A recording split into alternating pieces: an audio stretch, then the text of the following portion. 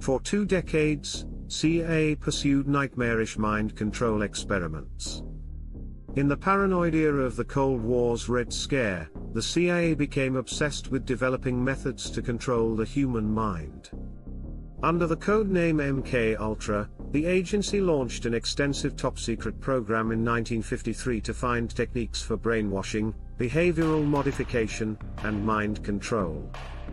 The impetus was a fear that Soviet and Chinese agents had already developed successful brainwashing tactics, as seemed evident from American POWs in the Korean War who appeared to have been turned against the US. We have somewhat limited possibilities for brain warfare compared to the communists, CIA Director Allen Dulles warned shortly before greenlighting MKUltra. What followed over the next 20 years was a nightmarish program of psychological torture experiments on unwitting human subjects.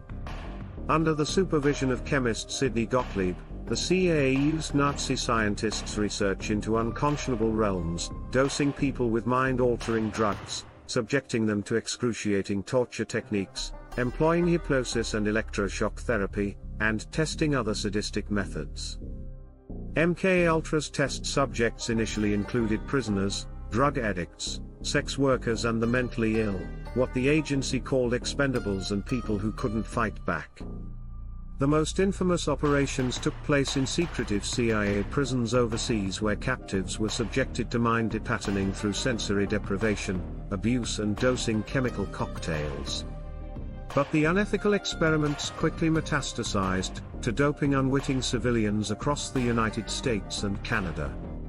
Under the codename Midnight Climax, agents lured people into CIA safe houses, having prostitutes spike their drinks with LSD before filming the trip behind two-way mirrors. Canadian psychiatrist Donald Ewan Cameron, funded by the agency, developed techniques to depattern patients through months of drug-induced comas while playing endless loops of noise and statements. The CIA's purchasing and largely depleted the global supply of LSD, which it hoped could be a key to mind control after the drug's powerful effects were discovered in 1943.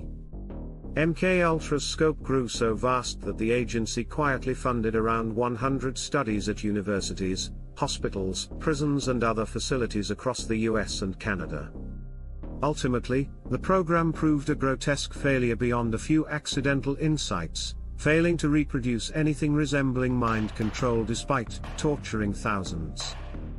CIA documents were hastily shredded before MKUltra's dark truths began leaking in the 1970s through congressional investigations and Pulitzer-winning reports. The full sordid details may never be known, as CIA Director Richard Helms ordered all files related to MKUltra destroyed once he caught wind of the scandal emerging.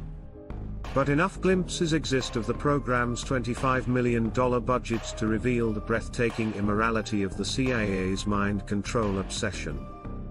As described at a 1977 Senate hearing, MKUltra simply represented a flat violation of human rights that ruined countless lives and betrayed fundamental American principles.